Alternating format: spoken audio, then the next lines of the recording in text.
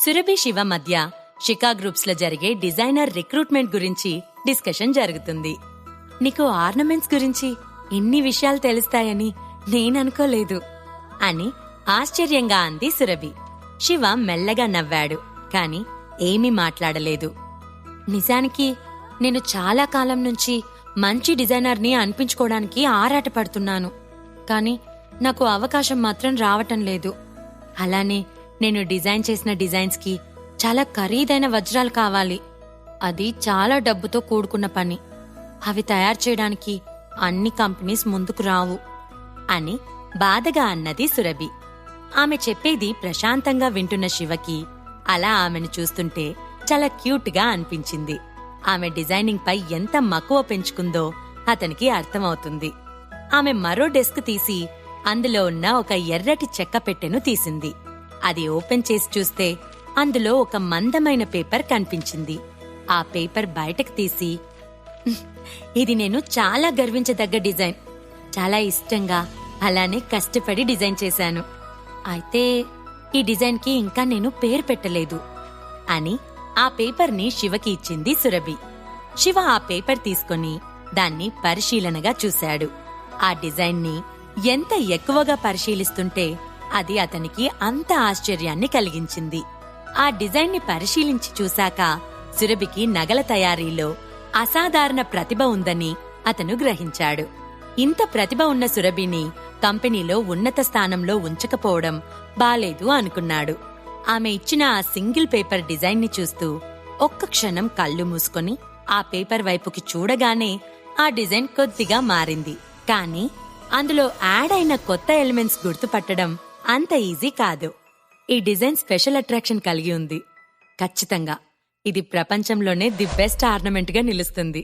నిజం చెప్పాలంటే ఈ డిజైన్ తయారు చేయడానికి చాలా విలువైన రంగురంగు వజ్రాలు ఉపయోగించాలి. అప్పుడే ఈ డిజైన్ అద్భుతంగా ఉంటుంది కదా అని సురభితో అన్నాడు శివ. ఆల్రెడీ చెప్పా కదా, ఈ ఆర్నమెంట్ ని తయారు చేయటం చాలా ఖర్చుతో కూడిన పని అని సురభి సంకోచిస్తూ అన్నది. నిన్ను నువ్వు నమ్ము, ఇది ప్రపంచంలోనే ది బెస్ట్ ఆర్నమెంట్ గా నిలవడం ఖాయం అన్నాడు శివ. శివ చెప్పేది మెరిసే కళ్ళతో వింటుంది సురభి. వాళ్ళిద్దరూ ఆర్నమెంట్స్ గురించి చాలాసేపు సంతోషంగా కబుర్లు చెప్పుకున్నారు. చివరికి ఆ డిజైన్తోనే ఇంటర్వ్యూకి వెళ్ళాలి అని డిసైడ్ చేశారు. ఈ డిజైన్ని చైర్మన్ అనంత్ దగ్గర చూపిస్తే ఖచ్చితంగా అతనికి నచ్చుతుందని నాకు నమ్మకం ఉంది అని సురభి చెప్పింది.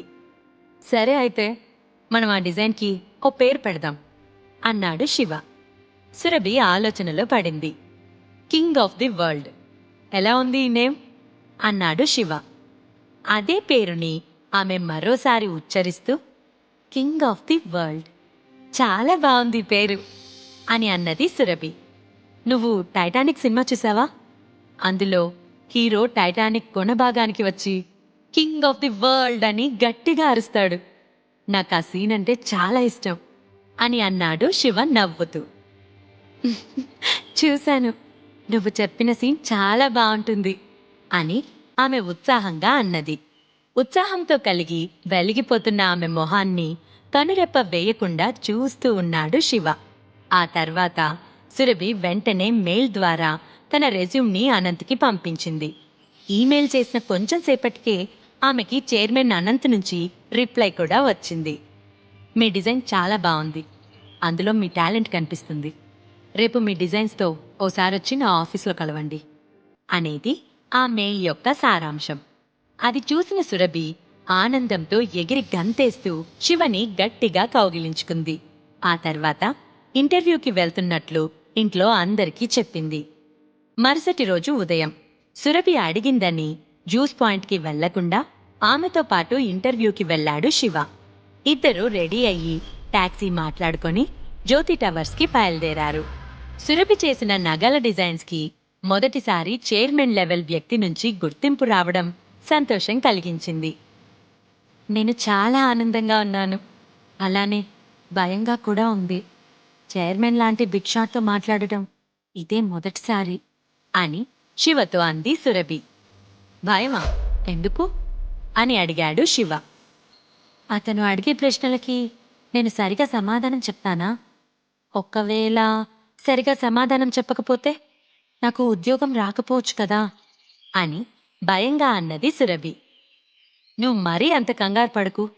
కాన్ఫిడెంట్గా నీ ఆర్నమెంట్స్ డిజైన్స్ గురించి అతనికి ఎక్స్ప్లెయిన్ చేయి చాలు అని శివ ఆమెకు ధైర్యం చెప్పాడు.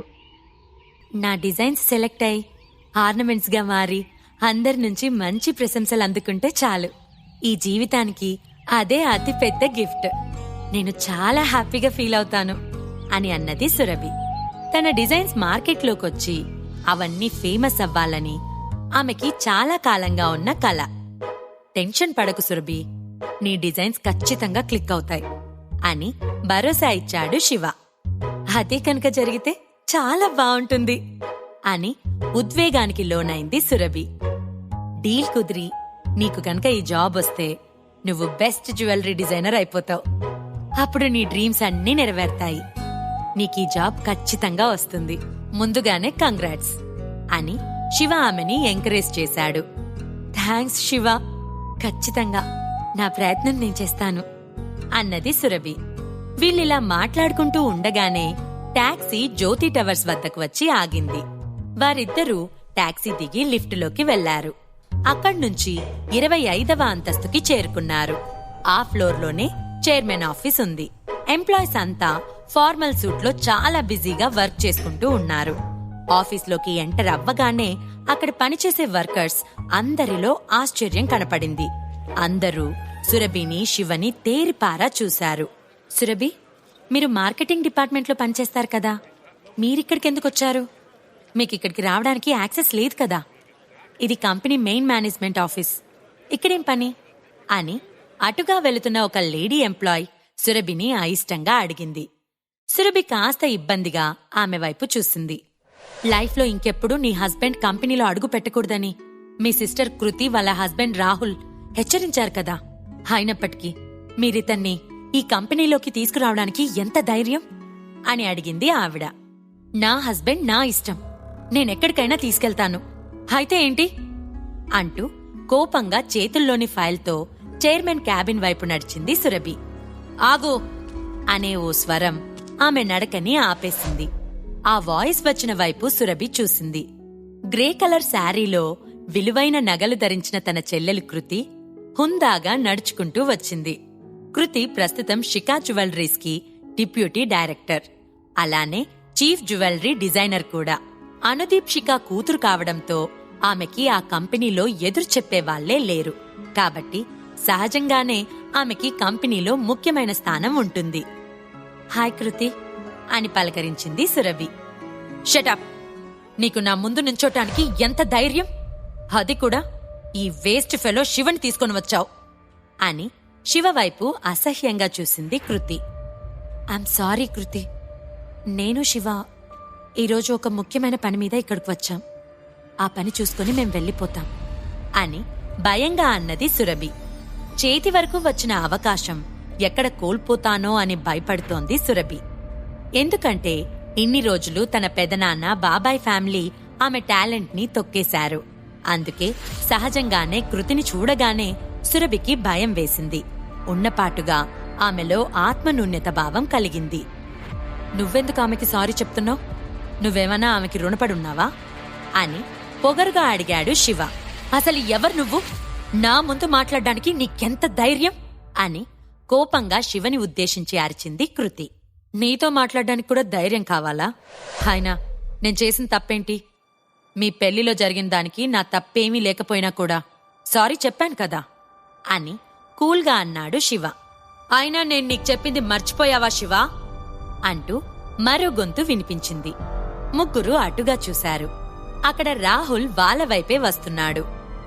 రాహుల్ శివ దగ్గరికి వచ్చి, సారీ చెప్పడంతోనే నువ్వా రోజు చేసిన తప్పు చెల్లిపోతుందా? నేను నీకేం చెప్పాను? లైఫ్లో ఇంకెప్పుడు నా కంటి ముందు కనిపించొద్దని చెప్పాను కదా అని దౌర్జన్యంగా అన్నాడు. షికా గ్రూప్స్ లో భారీ మొత్తంలో పెట్టుబడి పెట్టాడు రాహుల్. అందువల్ల డైరెక్టర్స్ జాబితాలో అతను కూడా ఉన్నాడు. అతనికి ఉన్న ఆస్తికి సురభి కుటుంబాన్ని ఈజీగా రోడ్డుపై నిలబెట్టగలడు. ఈలోగా సురభిలో భయం ఎక్కువైంది. ఈ పరిస్థితి ఎక్కడికి దారి తీస్తుందో అని ఆమె టెన్షన్ పడసాగింది. సురభిని గమనిస్తూ ఆమె చేతిలో ఉన్న ఫైల్ని చూసింది కృతి. ఏంటి, నీ సర్టిఫికెట్స్, డిజైన్స్తో ఇక్కడికొచ్చావా? చైర్మన్ అనంత్ రిలీజ్ చేసిన యాడ్ చూసి ఇక్కడికొచ్చినట్లున్నావు. అసలు నువ్వు తయారు చేసే చెత్త డిజైన్లకి నిన్ను డిజైనర్గా తీసుకుంటారని ఎలా అనుకున్నావే? చేతిలో వర్క్ లేదు అన్నప్పుడు వేరే ఎక్కడైనా చిన్న జాబ్ ట్రై చేయాలి కానీ డిజైనర్గా ఎదగాలి అనుకోవడం కామెడీగా లేదా అంటూ వెటకారం చేసింది కృతి. సురభి మౌనంగా ఉంది కాని ఎదురు సమాధానం చెప్పలేదు. ఇన్ని సంవత్సరాల్లో నువ్వు ఎన్ని డిజైన్స్ చేశావు? అసలు నువ్వు ఎలా సెలెక్ట్ అవుతావని అనుకుంటున్నావు? ఈ కంపెనీలో డిజైనర్గా జాయిన్ అవ్వాలని ఎక్కువ ఆశ పెట్టుకోకు. ఈ కంపెనీ డిప్యూటీ డైరెక్టర్ మరియు చీఫ్ డిజైనర్గా నేను చెప్తున్నాను. నువ్వు వెంటనే ఇక్కడి నుంచి వెళ్ళిపో. నీ డిజైన్స్ చూడవలసిన అవసరం కూడా లేదు. అవి ఎలాగో చెత్తగా ఉంటాయి. అందుకే నేను రిజెక్ట్ చేస్తున్నాను అని వెటకారంగా అన్నది కృతి. కృతి అంటున్న ఒక్కో మాటకి సురభికి చాలా అవమానంగా అనిపించింది. ఎందుకు నన్ను అవమానిస్తున్నావు కృతి? మనందరం ఒకటే ఫ్యామిలీ కదా. నేనంటే నీకు ఎందుకంత ద్వేషం అని ఆవేశంగా అడిగింది సురభి. కృతి ఏం సమాధానం చెప్పకుండా నిర్లక్ష్యంగా సురభి వైపు చూసింది. నా డిజైన్స్ చూడకుండానే ఎలా చెప్తున్నావు? ఒకసారి చూడొచ్చు కదా, నీకు నచ్చుతాయేమో అని రిక్వెస్ట్ చేస్తూ అడిగింది సురభి. నేను ఆల్రెడీ వాటిని రిజెక్ట్ చేశానంటే నీకు అర్థం కాదా? అవి చెత్త బుట్టలో వేయాల్సిన పేపర్స్. వాటిని నేను చూడటమేంటి? నాన్సెన్స్ అని అన్నది కృతి. ఆ మాటలకి కోపంగా తన పెదవులు కొరికింది సురభి. ఇన్ని సంవత్సరాలుగా తన డిజైన్స్ సముద్రంలో రాయిలా మునిగిపోవడానికి కారణం కృతి అని ఆమెకి స్పష్టమైంది. అసలు కృతి ఎందుకిలా చేస్తుంది? పగలు రాత్రి ఎంతో కృషి చేస్తేనే కాని ఆ డిజైన్స్ అంత అందంగా రావు. అంత కష్టపడి చేసిన వాటిని చెత్తకుండిలో వెయ్యాలి అనడానికి ఆమెకి మనసెలా వచ్చింది అని ఆలోచించింది సురభి. నీకింకా అర్థం కావటం లేదా? నీ డిజైన్స్ ఎంత చెత్తగా ఉంటాయో. ఈ సిటీలోనే టాప్ జ్యువెలరీ డిజైనర్ నేను. ఇంతవరకు నీ డిజైన్ ఒక్కటి కూడా మార్కెట్లోకి రాలేదు. అలాంటప్పుడు నీ డిజైన్స్ ని నేను చెత్త అనటం నీకు చెత్తగా అనిపిస్తుందా అని గట్టిగా నవ్వుతూ సరే, అదంతా వదిలేసే. నీతో వాదించి నా టైం వేస్ట్ చేయలేను. నువ్విక్కడి నుంచి వెళ్ళిపో. జ్యోతి టవర్స్కి రావడానికి నీకు అర్హత లేదు అని సురభిని కించపరిచింది కృతి. ఒక విషయం అర్థం చేసుకో సురభి, నువ్వు ఎక్కడికైనా వెళ్తే నీ పనికిరాని భర్తని తీసుకుని వెళ్లకు. ఎందుకంటే అతని వల్ల నీ స్థాయి ఇంకా తగ్గిపోతుంది అని అసహనంగా అన్నాడు రాహుల్. ఏం జరుగుతుందిక్కడ? మీరు దేనికి వాదించుకుంటున్నారు అనే ఒక స్ట్రాంగ్ వాయిస్ వినిపించింది. ఆ వాయిస్ రాగానే ఆఫీస్ మొత్తం నిశ్శబ్దం అయిపోయింది. కృతిని రాహుల్ని దూరం నుంచి చూసి అనంత్ అక్కడికి వచ్చాడు. కృతికి రాహుల్కి ఒక్క క్షణం చాలా భయం వేసింది. బిందా గ్రూప్స్ నుంచి వచ్చిన అనంత్ని ఎదిరించే సాహసం వాళ్ళు చెయ్యరు. ముఖ్యంగా అనంత్ కోపాన్ని వాళ్ళు కల్లారా చూశారు కూడా. ఇక్కడేం గొడవ జరుగుతోంది అని అడిగాడు అనంత్. చైర్మన్ గారు, ఇక్కడ గొడవేం లేదు. మేం జస్ట్ మాట్లాడుకుంటున్నాం అంతే. కంపెనీ నిబంధనలను తెలుసుకోకుండా ఈ ఇద్దరు వ్యక్తులు ఇక్కడికొచ్చారు. నేను వాళ్ళకి గుణపాఠం చెప్తున్నాను అన్నాడు రాహుల్. ఓహో, అవునా? ఇక్కడ నియమాలు మీ అందరికీ బాగా తెలుసనుకుంటా అని రాహుల్ని చూస్తూ అన్నాడు అనంత్. రాహుల్ వెంటనే రిప్లై ఇస్తూ, ఆమె మార్కెటింగ్ డిపార్ట్మెంట్లో చిన్న క్లర్క్. పేరు సురభి. అపాయింట్మెంట్ లేకుండా జ్యోతి టవర్స్కి రావటం ఆమె చేసిన తప్పు. అందువల్ల మేమామెతో మాట్లాడుతున్నాం అని గడగడా సమాధానమిచ్చాడు రాహుల్. మిస్టర్ రాహుల్, వాళ్ళని నేనే వచ్చి నన్ను కలవమని చెప్పాను. దానివల్ల నీకేమైనా ఇబ్బందుందా అని కూల్గా అడిగాడు అనంత్. అది విని రాహుల్ సైలెంట్ అయ్యాడు. అయినా ఆఫీస్ కారిడార్లో ఓ సీనియర్ ఎంప్లాయ్ అయ్యుండి ఇలా గొడవ చేయడానికి నీకు కాస్తైనా బుద్ధుందా అని రాహుల్తో అన్నాడు అనంత్. అనంత్ మాటలకి రాహుల్ మొహం మాడిపోయింది. ఆఫీస్లో అనవసరమైన గొడవలు చెయ్యొద్దు. ఇంకోసారి ఇలా జరిగితే మాత్రం మీరిద్దరూ ఆఫీస్ నుంచి శాశ్వతంగా వెళ్లిపోవాల్సుంటుంది అని సీరియస్గా అన్నాడు అనంత్. సురభి డిజైనర్గా సెలెక్ట్ అయిందా? సురభి శివ మధ్య ప్రేమ చిగురిస్తుందా? ఈ ప్రశ్నలకు సమాధానాలు తెలుసుకోవాలంటే నెక్స్ట్ ఎపిసోడ్ వినాల్సిందే. క్రింద ఇచ్చిన లింక్ ని క్లిక్ చేసి పాకెట్ ఎఫ్ఎం యాప్ ని ఇన్స్టాల్ చేసుకోండి. Stay tune to pocket FM.